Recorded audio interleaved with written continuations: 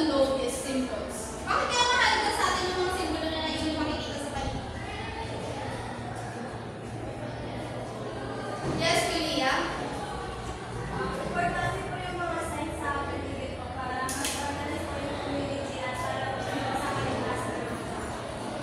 Tama. Magaling. Tama yung sagot. Dahil importante ito sa ating buhay. Dahil, paano kaya pag nasa comfort room tayo, then napunta tayo sa lalaki, ano kaya magiging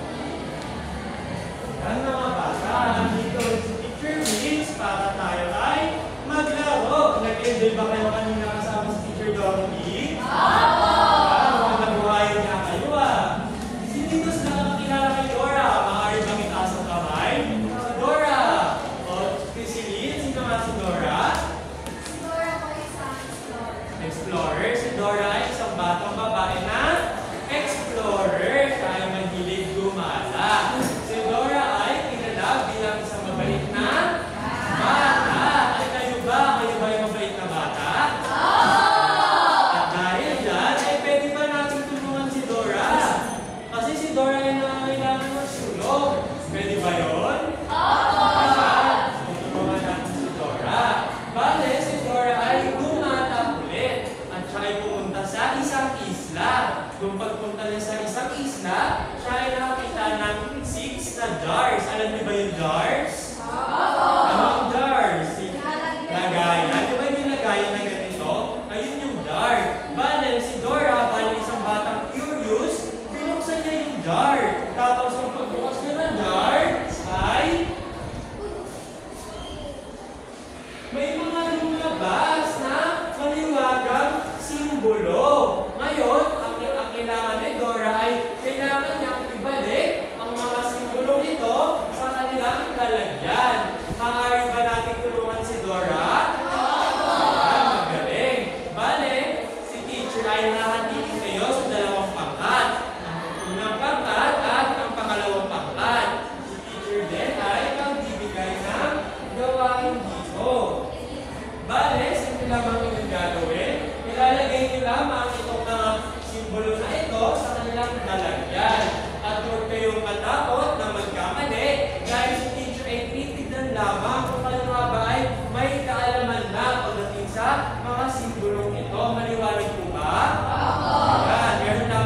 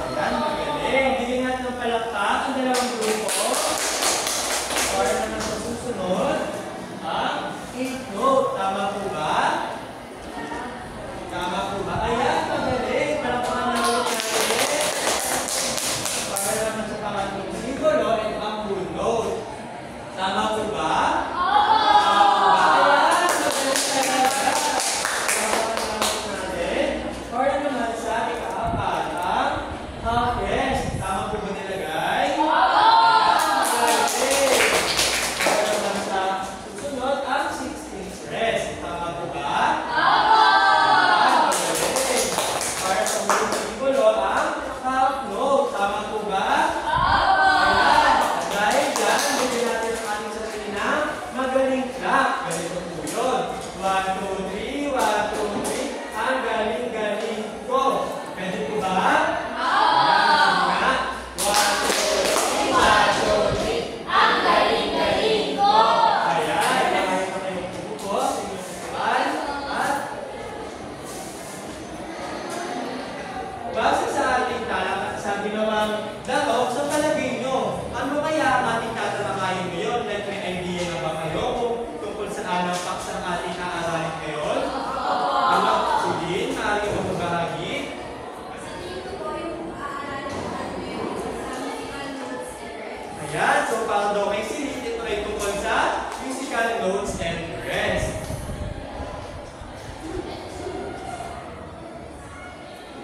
Ayan, tama si Sirit. Pwede pa natin sa palapang ulit. Yung may idea na siya about sa ating tatalakayin. Para masyado pa natin maintindihan kung ano nga ba ang rhythm, notes, and rest, sino ang maaaring magbasa ng dalawang ulit? Christine, maaaring mo bang basahin? Rhythm, notes, and rest. Music is made up of different kinds of notes and rest to represent duration of sounds and silence. They are used in many compositions. Notes are symbols for sounds and music, and rest are symbols for silence.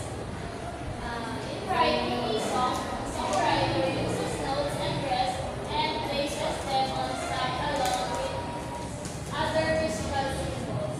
Ayan, sabi dito, ang music daw ay may buo ng iba't ibang bahagi. Tulad na lamang ng notes and rest. Ano nga ang dalawang bahagi bumubuo sa music? Notes and rest. At sabi din dito, sila ay nagre-represent ng iba't ibang bagay. Tulad na lamang sa notes. Ang nire-represent ng notes ay ang duration. At sa rest naman ang silence. Para mas lalo nyo maintindihan, nakikita nyo ba to? Ano ito? Ito ay stoplight. Saan ito kadalas nakikita? Sa kalsada. Anong ginagawa nito? Tinutulungan tayo na magkaroon ng maayos na daloy ng mga sasakyan para hindi magkabuhol.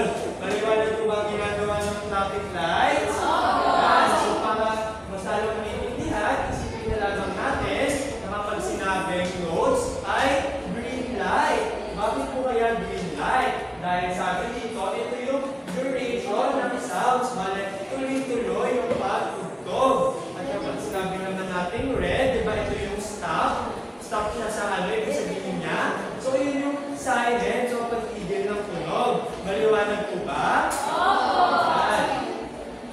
Ang ating mga composers, alam niyo ba yung composers? Ano ang mga composers? Ano ginagawa nila? Ginagawa nila ng kanta. Bale yung mga composers natin ay gumagamit sila ng notes at rest para sila ay makagawa ng magandang kanta. Kasi kung walang notes at rest, ay hindi ka makakagawa ng favorite mong kanta.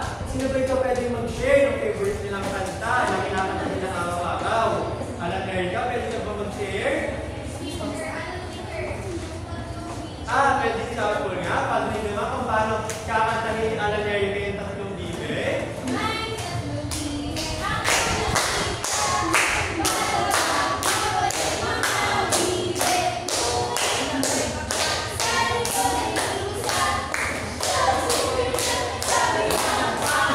Kaya, pwede ba natin palakpakan sa Alan Erica? Napakagaling ko naman ni Alan Erica. May isang bahagi. Kaya, kung wala na. Paano yung kinakanta ni Alan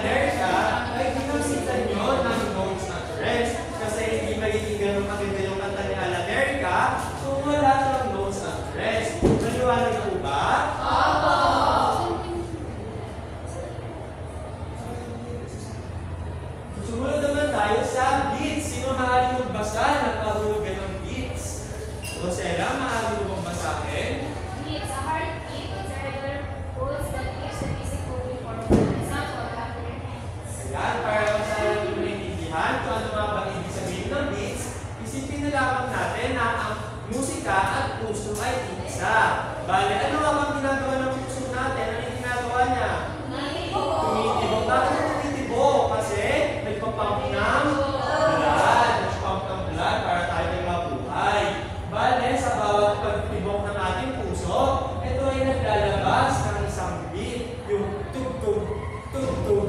Ganun ba yung beat ng puso nyo? Kasi kapag ang beat ng ating puso ay wala na, ibig sabihin lamang kayo tayo ay patay na. Kaya ang puso natin ay may tugtog yan. Bale, sa bawat beat nun ay may mga tugtog na tandaan natin yun na yung beat. Tug-tug, tug-tug. Kayo nga? Tug-tug, Tug-tug. Ayan. Sabi din dito, pwede din tayo makagawa ng beat na pamamagitan ng pagpalakpak. Bali kung ginawa natin pagkanta kanina ng tatlong bibe, di ba tayo yung pumalakpak doon? May tatlong bibe ako nakita. Ayan, tayo ay gumagawa ng beat. Okay naman, para masala natin malaman kung ano nga ba ang notes at rest at kung ano ang pinagkaiba nila, ay atin naman aalamin nga ba.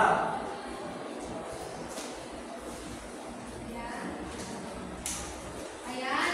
Kanina pinakilala natin ni Teacher Vince yung beat. Ngayon naman, aalamin natin kung ano ang notes. Sabay-sabay na natin basahin. Notes, symbols that represent the pitch, how high or low a sound is, and duration, how long a sound lasts.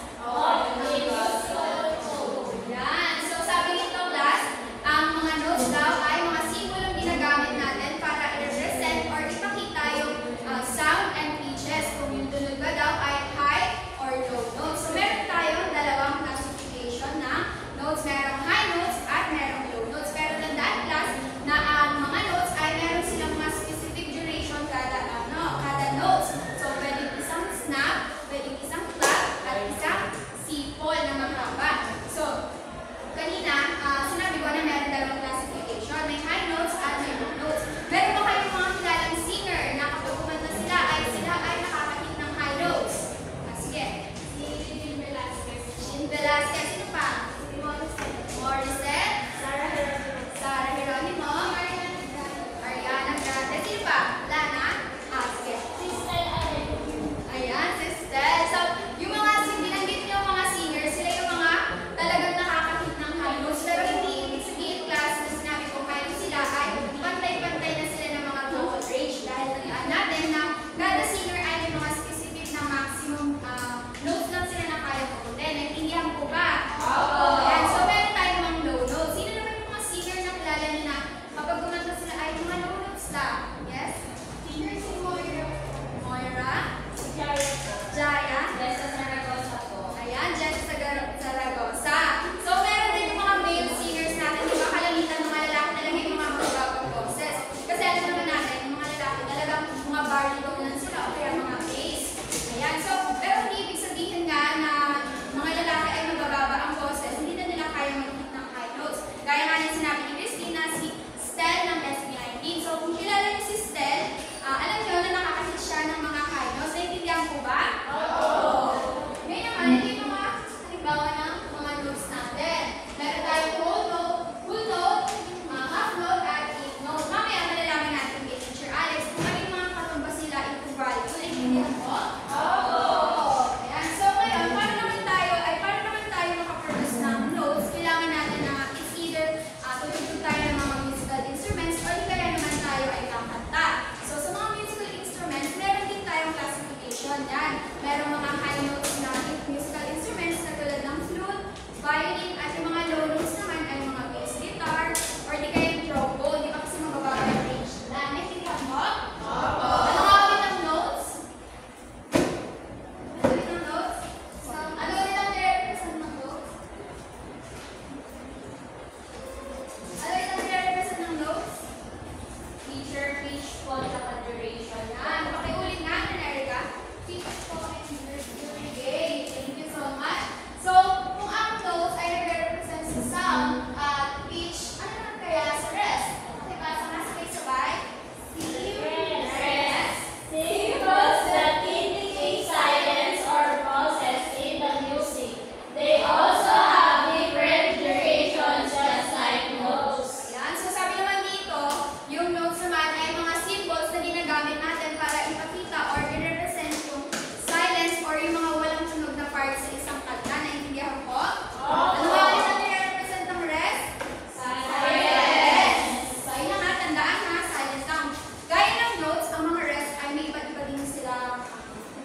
may iba-iba din silang kinds. So, meron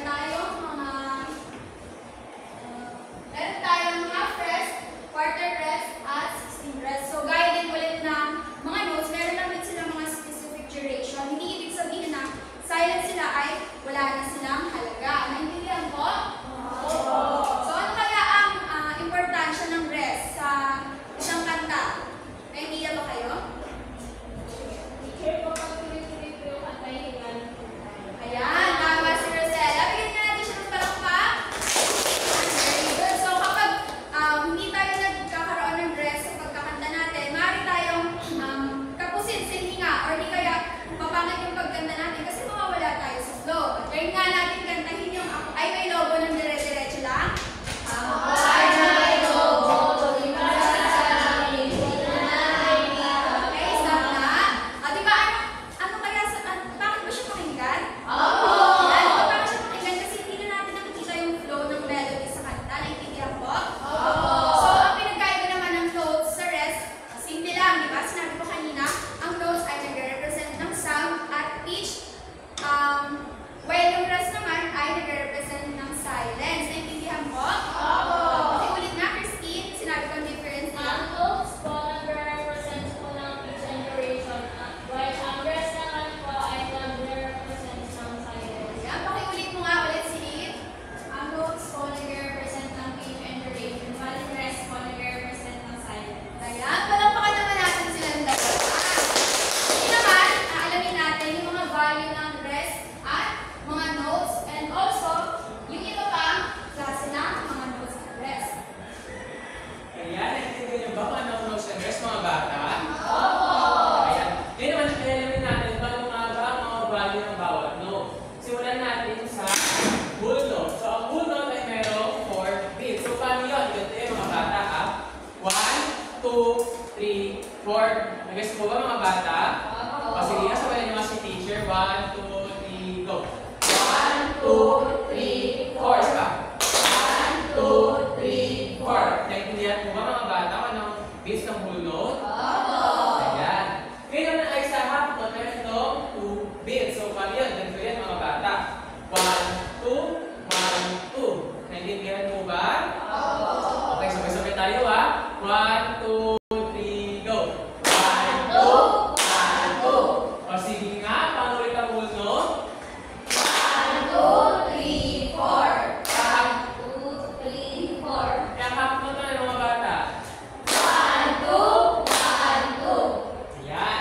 Ngayon naman ay tingnan ko ng quarter note. So, ang quarter note, ganito ang beat ng quarter note, mga bata, meron siyang 1 beat. So, kung gagawin siyang 4, 1, 2, 3, 4. Sige nga, sabay nyo nga ako, mga bata. 1, 2, 3, go. 1, 2, 3, 4. Ayan. Ngayon naman sa 8 note, meron tayong 1 half na beat. So, paano yun? 1 and 2 and 3 and 4 and tagas ko ba? 1 and 2 ulit ha 1 and 2 and 3 and 4 and tagas ko ba? Pero medyo mabilis ha 1, 2, 3, go 1 and 2 and 3 and 4 and okay. Sige nga, pamulit ang whole note mga bata 1, 2, 3, 4. 1, 2, 3, 4. ang half note 1, 2, 1, 2. ang quarter note 1, 2, 3, 4. ang 8 note 1, 2, 3, 4. Ulit ang 8 note ha 1 and 2 and 3 and 4 and ulit ha 1, 2, 3, go 1 and 2 and 3 and 4 and nag-gets po ba? Parang sa 16th note, medyo mahirap na ito 16th note ha bali ang mga gagawin natin dito ay 1, E, and A ano ulit? 1, E, and A. Okay, 1, 2, 3, go 1, E, and A so ganito ang kanina yan, ang timing yan 1 E and A, 2 E and A, 3 E and A, 4 E and A nag-gets po ba? 1, 2, 3, go 1 E and A, 2 E and A, 3 E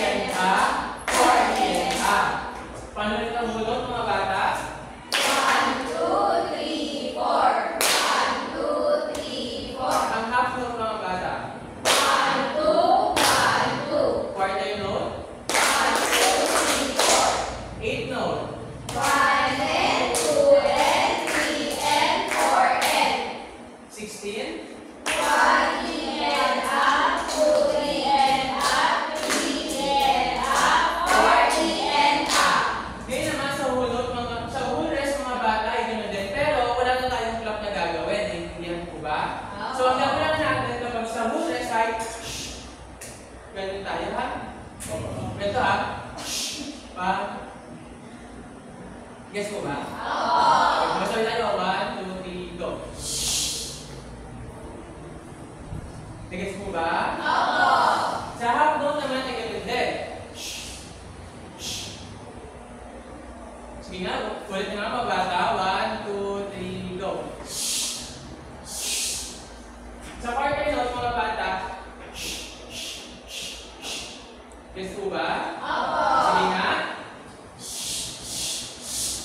Sa 8 notes, mga bata, gagawin na natin ginawa kanina, pero papapalitin. Sagot yan. N. Naintindihan po ba? Sige nga, 1, 2, 3, go. N.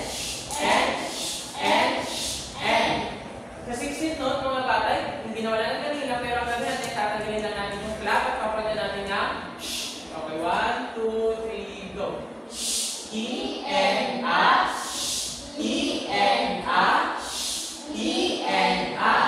nga ulit, anong makulit ang whole note? Paano ulit ang whole note? Whole note mga bata, whole note. Ulit, 1, 2, 3, go. 1, 2, 3, 4. 1, 2, 3, 4. Ang half note. 1, 2, 1, 2. Quarter note. 1, 2, 3, 4. 8th note. 1 and 2 and 3 and 4 and 16th note. 1 E and A, 2 E and A, 3 E and A, 4 E and A. Sa whole rest naman mga bata.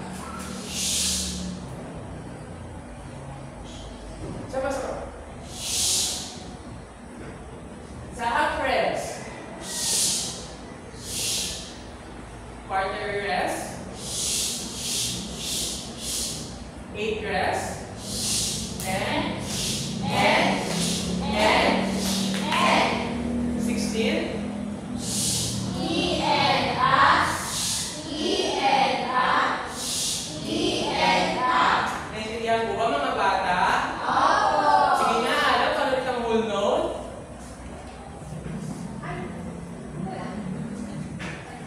1, 2, 3, 4. 1, 2, 3. Ayan, magaling. Magaling hindi si Allen ng isang palakpak. Sige nga, silito ng 8 note. 1, 2 and A, 3 and 3 and A. Ulit na rin. Ulit ang 8 note ha. 1 and 2 and 3 and 4 and. Paano ulit, Silin? 1, 2 and Mama, teacher. Paano mo tulungan si Silin? Ayan, Erica? Yes, teacher. 1 and 2 and 3 and 4 and Paano ulit, Silin? 1 and 2 and 3 and 4. Ayan, tama. Magaling din si Silin ang palakpak. Christine, paano naman ang 8th rest?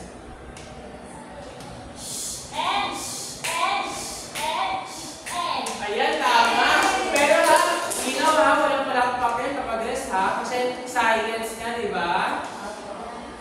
O, sige nga, kasi paano ulit ng 8th rest? Ayan, tama. Eh, paano naman ang quarter rest? Christina. Ayan, magaling. Naiintindihan ba mga bata kung ano ang beats na mga full note and mga rest? Ayan. Kaya naman bago, ay merong trivia dito sa teacher na hinanda. Paano mo masabi, May? India, a joint 8 note. It is a group of 2 or more 8 notes that are connected by a beam. This beaming technique is used to improve the readability of music, especially when there are many 8 notes in a row. So, di ba mga bata, kapag may notes, is ang kalunan ko i-rest ka agad. Kung baga sa joint 8 note, ay dalawang note siya na magkasunod. Na wala, bago siya magkaroon ng rest, ay mayroon muna siyang dalawang note na magkadikit. Di ba normally kasi kapag sa mga notes is full note, then rest ka agad. Dito naman, dalawang note bago mag-rest. Naintindihan po ba? Ayan, magaling. Ayan, ngayon naman ay may guide question sa ito si teacher. Una ay, how many kinds of notes and rests are there in the chart? Maaari mo magsagutin, Rosella? Sa ano po, tatlo po yung notes and tatlo yung notes. Tatlo nga ba yun? Maaari mo tulungan, Alan Erica? Nag-5 po sila teacher, notes and rest. Ayan, tama. Meron tayong 5 notes and 5 rests. Maaari mo rin bigyan ng palakpak sa Alan Erica? Sa pangalawang katanungan, what are the kinds of notes? Maaari mo ibigay yun, si Lynn? Ang kinds of notes po are whole note, half note, quarter note, 8 notes, and 16 notes. Yan, tama. Para naman sa what, ano na iba't ibang uri ng rest na maaari ibigay? Christina? Full rest, half rest, quarter rest, 8 rest, and 16. Ayan, tama. Maaari natin bigyan si Christina ng palakpak. Ayan. Ngayon naman ay, natawagan ko ang susunod na mag-uulat. Ngayong araw na ito. Ngayon tayo sa aktibidad na tinatawag na draw that signs. Ang gagawin nyo lamang ay draw the different symbols on each note and rest and give its corresponding value. Ayan. Nakita niyo yung table, di ba may inanda si teacher na table? Sa whole note or rest? Ano siya? Sa note ba siya or sa rest? Ano ba lang symbol? Kumbaga, ano ang symbol kapag whole note? Paano itsura nun? Bilog, tapos bilog lang ba yun? Ano yun? Tama, may butas siya sa gitna. Eh sa rest naman ba na itsura nun? Teacher, yung nakabaliktad po na Tama naman yung mukha siya? Hat, di ba? Ano nga yung value ng whole note? Kung natatandaan mo, sa dinis kasi teacher kanina? 4 bits. Sige nga, paano ulit yun? Ang whole note? Ang whole rest naman? Ayan, magaling. Sa half note and rest, ano ang symbol nun? Takpara? May butas or wala? Eh sa ano naman? Half rest. Paano siya? nakahangat na sombrero. Nakahangat ba siya? Tama, nakahangat. Ano ang value ng half rest and half note? Ilan? Tama.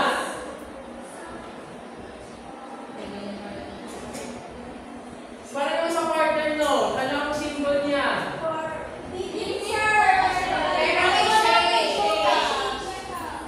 Yung half note, may shake or wala? Ano? Wala. Ang quarter note? Yung quarter rest, anong symbol niya? Yung para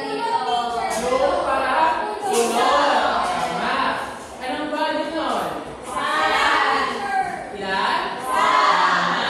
Eh sa 8 note naman, anong symbol nun? May? Yung tinatawag natin na stem. Sa 8 note, ilan ang stem niya? Isa or dalawa? Tama, isa lang. Eh sa 8 rest, ilan ang buntot niya? Isa or dalawa? Isa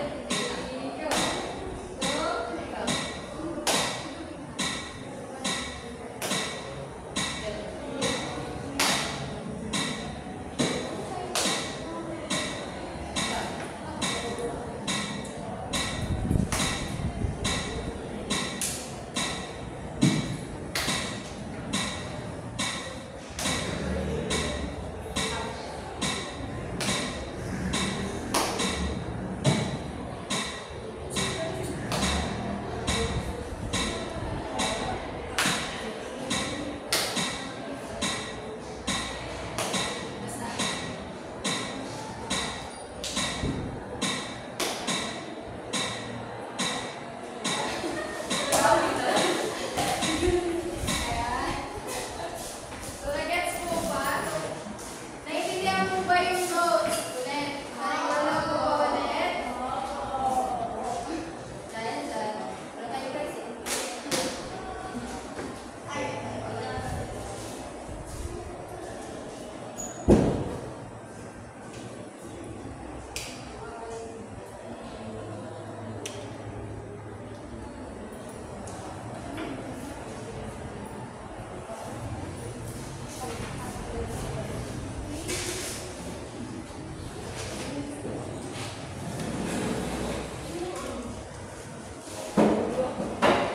Ayan mga bata, para naman sa mga ilang katanungan, andito si Teacher Christina. May naiintindihan ba kayo sa mga tinuro ng ating mga teacher? Opo.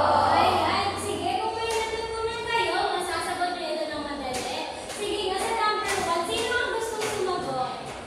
Sige, si May Marie kasi nagtataas siya. Teacher number 1, in your own opinion, what is the connection of notes and dress in our daily living? So, teacher, notes po are just like, basic part po of our daily living. Kasi po, kapag po nag-rest po tayo, yun po yung quiet moments po natin. Well, kapag, tsaka nagre-recharge po tayo. Well, kapag naman po yung music po, needs both po na may rest po tsaka may Ayan, sabi ni May Marie, ang notes daw ay kapag busy tayo. Di ba kapag busy tayo, tayo ay gumagalaw? Tama ba? Ayan, kasi sabi ni Teacher Murphy kanina, ang notes daw ang sounds and duration. Pag busy tayo, tayo ay gumagalaw at maingay. At sabi din ni May Marie, ang rest daw pag tayo ay nagpapahinga. Bakit? Sabi din ni Teacher Murphy kanina, ang rest daw ay ang